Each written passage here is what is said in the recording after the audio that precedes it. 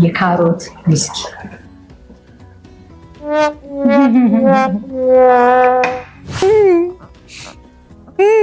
ምን ላድርገው ነው? ምን ላድርገው? ትግል ላይ እንገኛለን። ፓንኬክ እጋግራለሁ ብዬ እንደ ጣት ነገር ጋገርኩት። አበላሸብኝ። እግዚአብሔርን ፀሐይ አጥፋ፣ መንግስትን መብራት አምጣ ከባድ ከሆነ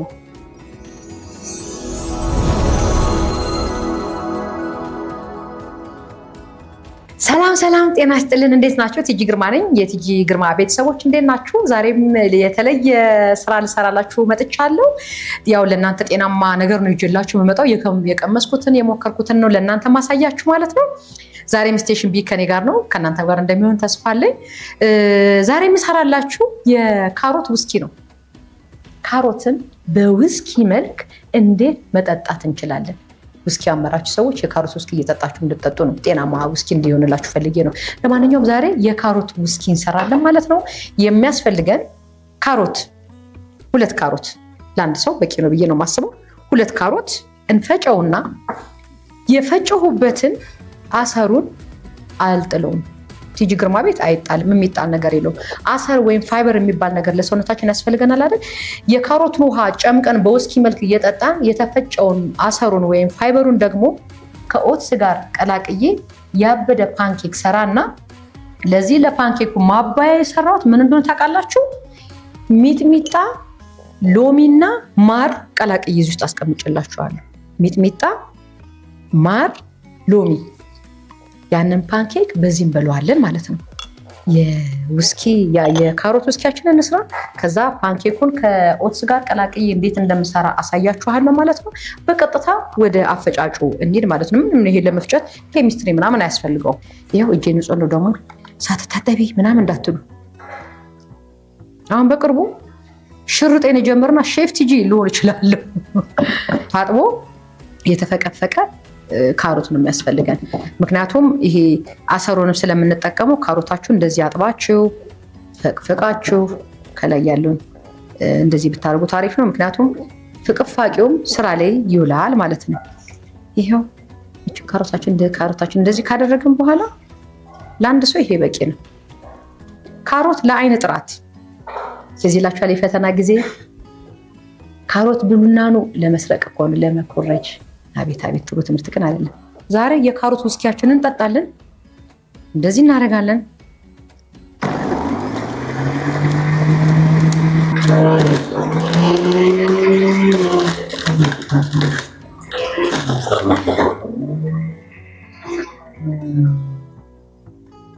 ፈጭቶ ጨረስን ማለት ነው።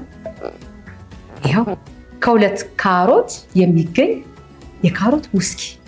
ካሮት ለአይን ጥራት፣ አይናችን እንዲጠራ። የካሮትን እስኪ ካሮቱን እንደዚህ ቁረጡትና መካከሉን እስቲ እዩት። ከአይናችን ቅርጽ ጋር ግንኙነት የለውም። የአይን ቅርጽ የሚመስል ነገር የለውም። የአይናችንን እዩት ውስጡንና ካሮቱን ቆርጣችሁ ውስጡን እዩት። ከአይን ጋር ግንኙነት አለው ማለት ነው። ብዙ ጊዜ እንደዚህ ፍሩት ነገሮችን፣ ጥራጥሬ ነገሮችን ቅርጻቸው ከሆነ ነገራችን ጋር ይመሳሰላል። ለምሳሌ ቦሎቄ ወይም አደንጓሬ የኩላሊት ቅርጽ አሉ አይደለም? ስለዚህ እሱን ብንበላ ኩላሊታችን ላይ የሚያመጣው ለውጥ አለ፣ ጤናማነት አለ ማለት ነው።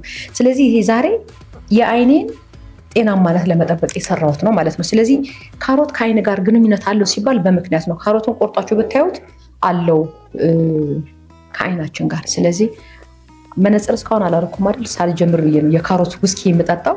ይሄው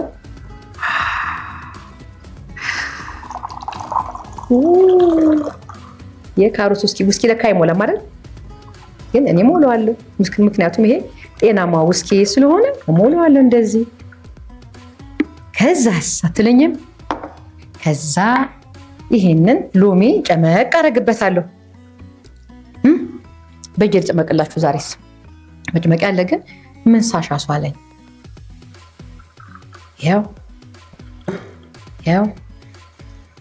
ያው ካሮትን ከነሙሉዋ ከዛ ውስኪ ላይ ሎሚ እንዲህ ስትጨምሩ አይቻለሁ አይደለ? እኔም ጨምራለሁ፣ ምክንያቱም የኔ ውስኪ ነው። ልቅመስ እስቲ። ወይ እንደዚህ አይነት ነገር ሳይ ለምንድን ነው በቀድሜ ምራቅ የሚውጠኝ? ሚክስ ልቅመስ።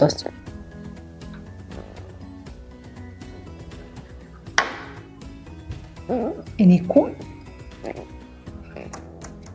ኧረ በቃ ቆይ የእውነት በጣም ነው የሚጣፍጠው። ስለዚህ ይሄን ውስኪ የዚህ ፋይበር ይኸውላችሁ፣ አያችሁት እንዴት እንደጨመቀው። ይሄ የሚጣል አይደለም። እንዴት ይጣላል? እስቲ ማን ይሙት አሁን ካሮት። ይሄ አንድ ነገር፣ ይሄ የካሮት ወርቅ እንዴት ይጣላል? ካሮት እንዴት ይጣላል? ይሄ የተጨመቀው ነው። ብዙዎቻችሁ ይሄንን ሰርታችሁ የምትጥሉ ሰዎች አላችሁ። አትጣሉት። ይሄ የሚጣል አይደለም። ይሄ እስቲ ምን ይላል? መቅመስ እንደሆነ ወዳለ ይሄ ጤናማ ነገር ይቀመሳል።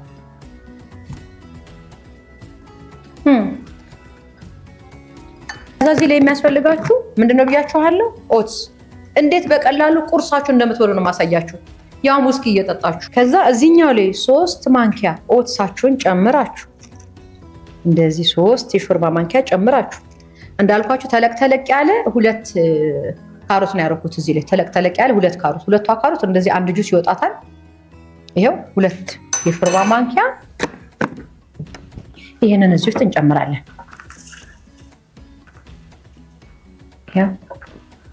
የሚወድቅ ነገር የለውም። ከዛ እዚህ ላይ ለመለካት እንዲመቻችሁ እቺ መለኪያ እንድትሆናችሁ ነው። ውሃ በዚህ ደግሞ ጨምራለሁ ማለት ነው። ኦልሬዲ ውሃውን አውጥተንበት የለ ውሃውን ስላወጣንበት በዚች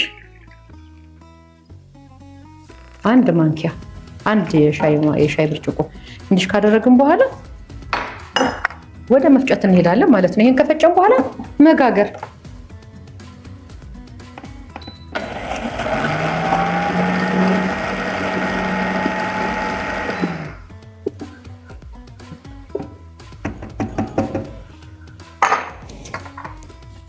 ሁለተኛ ውሃ ጨምሬበታለሁ።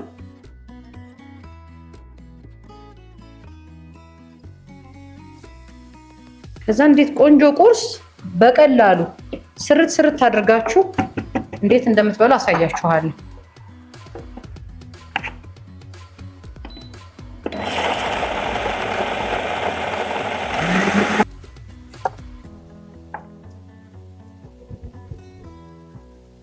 እንዴት ቆንጆ እንትን እንደሰራውላችሁ አጠይቁኝ። አያችሁት እንዴት ክሬሚ እንደሆነ። ከዛ ይሄ ይጋገራል። ግን እዚች ላይ የጎደለችን ነገር ምን እንደሆነች ታውቃላችሁ? አንድ ነገር ብቻ ጨው ላድርግበት።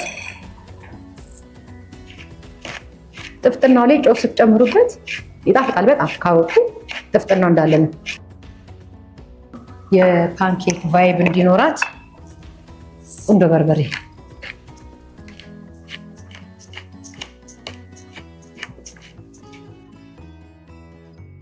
በኋላ ወደ መጋገራችን ነው የምንሄደው ማለት ነው።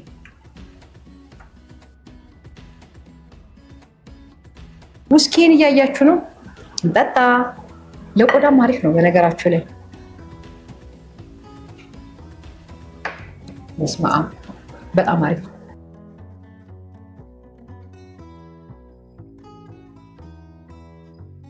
ይኸውላችሁ ይሄን የሰራሁት ማር ያቺት ማሩ ከዚህ ጋር በደንብ ያርማማል። እዚህ ማር ሚጥሚጣና ሎሚ ነው ያደረኩት።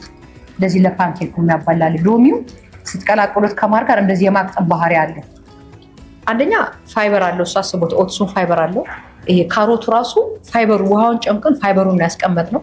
ሁለቱም ውስጣችን ገብቶ ረጅም ሰዓት የመቆየት ለመፈጨት ረጅም ፕሮሰስ ይፈጅበታል። ስለዚህ ሆዳችን ውስጥ ይቆያል ማለት ሌላ ምግብ አምጡ ርቧችኋል አምጡ ለማለት ረጅም ሰዓት ይቆይልና የመራብ ስሜት አይኖረንም ማለት ነው።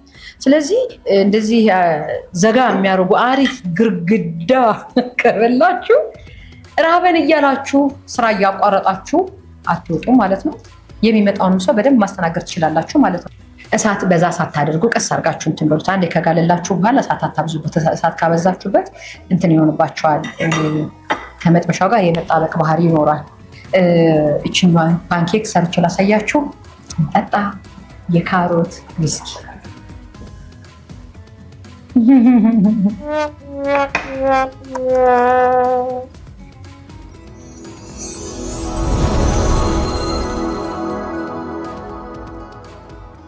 ይኸው እንግዲህ እየሰራን እያለ መብራት ጠፍቷል።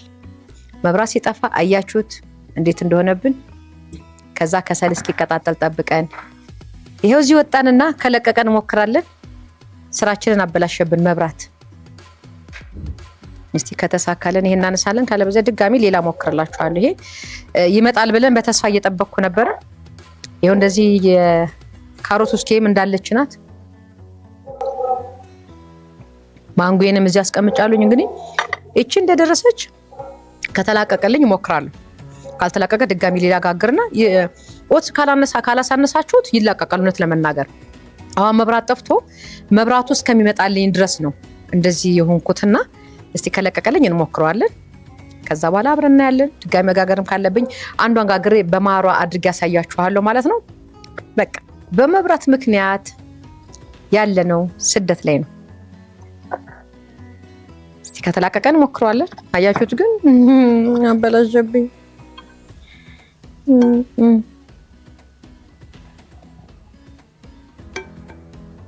ግን እንደዚህ ቀምሾ ብታዩ ሲጣፍጥ ይሄ የካሮቱ ጥፍጥና ላይ ትንሽዬ ጨው ጨምሬበት ቁንዶ በርበሬ ጨምሬበት ይሄ እንደዚህ ስትቀምሱ ሲጣፍጥ በእውነት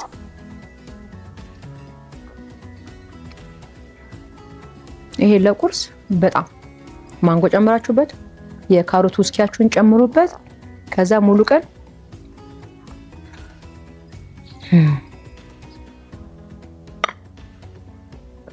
አይገርማችሁም?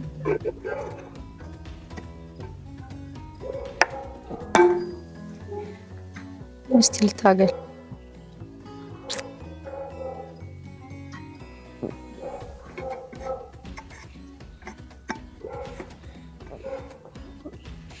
ወይ ከሰሉ እስኪቀጣጠል እኮ ነው ላይ እንትን የተጣበቀው። እንደምንም ታግዬ ገልብጬ አሳያችኋለሁ። ትግል ላይ እንገኛለን። መብራት ስለጠፋ በትግል ያለን ሼፎች አላልኩም። ራሴን ሼፎች አድርጌ በስንት ስቃይና በስንት ትምህርት ያገኙትን ማዕረግ እኔ ሼፍ ብዬ ራሴ ኧረ እንዳትቀየሙ ሼፎችዬ። እኔ ቤት ስጃጃል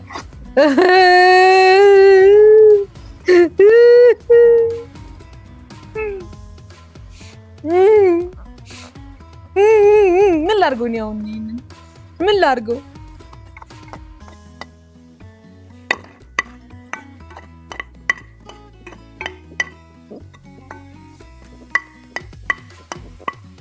መብራት ሄደ። ምን ላድርገው አሁን? ወይኔ ቆይ አንተ ሌላ ቅርጽ። ኧረ እንኳን ጠፋ እንዴ!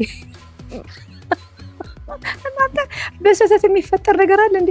ፓንኬክ ጋግራለሁ ብዬ እንደ ጣት ነገር ጋገርኩ እኮ። እንዴ ያንከባለልኩ እንደሆነ ልሞክረው እንጂ በቃ ይሄ ይኸውላችሁ ተጣበቀ። ፓንኬኩ ወደ ካሮት መልክ ተመልሶ ተቀይሯል። ይሄው እንደ ካሮት እያደረኩላችሁ፣ ይሄው እንደዚህ እያደረኩላችሁ ያያችሁት ካሮት እንደዚህ ይስተካከልና እንዲያገላበጠን አብሰለ ነው። በቃ ይሄን ብቻ ሰርቼ ላሳያችሁ ነው። ፓንኬክ ግን በትክክል ይሆናል። አይመጣላችሁ ከሆነ ንገሩኝ። በትክክል ቤት ሰርተ ነው በልተናል። ያው እንደ ራፕ አድርገን የተጠቀምነው። መብራት ጠፋብኝ። ከፓንኬክ ወደ ካሮት የተቀየረ ቁርስ ያው ግን እዚህ ላይ ያለ ምን መሰላችሁ?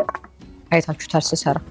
ወይ ታሪክ! እግዚአብሔርን ፀሐይ አጥፋ መንግስትን መብራት አምጣ ከባድ ከሆነ ከፒታ ወደ ጭብጡ ብለኛለች ልጄ። ምንም ላደርግ አልችልም። ድጋሚ አሁን እውነት ሞራሌን አጣሁኝ ለመጋገርና ኦይ ጉድ ፀሐዩ እየመጣ ነው። እሺ ይሁን ብቻ። ለማንኛውም ይሄ ፀሐዩም እየረበሸን ነው። እቺን እንትናች ዘይት ማር ሎሚና ሚጥሚጣችንን እዚህ ላይ ፈሰስ እናረግባታለን። ለጧት ቁርስ ይሄ በቂያችሁ። ይሄው ፀሐይ ደግሞ አባራን ወደዚህ ጋር መተናል። ከለሩን ለእናንተ ለማሳመር ብለን ማለት ነው። ከለሩ ማመር አለበት። ይሄው እንግዲህ ያንን እንዳልኳችሁ መብራት ሲመጣ ሰርቻ አሳያችኋል። ይሄው ማንጎ ጨምሬበታለሁ። ጁሴ እዚህ ጋር አለች። ይሄው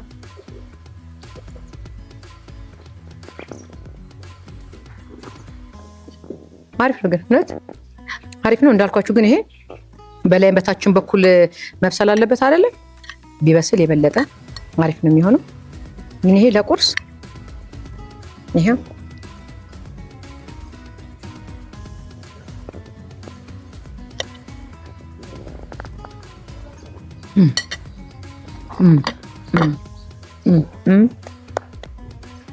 እውነት በቃ ቁርስ ላይ ከዚህ በላይ ምን ትፈልጋላችሁ? የሚጥሚጣ ቃጠል ለማድረግ እንግዲህ አስቡት። እዚህ ላይ ካሮቱ፣ ኦትሱ ጤናማነቱን አሰባችሁታል?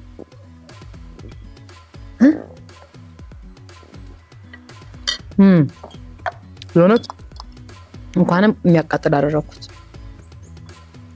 እናንተ ከፈለጋችሁ ንክር ይሄ እንደ ፓንኬክ ከጋገራችሁት እንትን አድርጉት፣ ላይ ፍስስ አድርጋችሁበት ብሉ።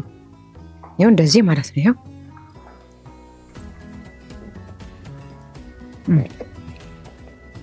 እቺ ጨርሳታለሁ። እውነት ለመናገር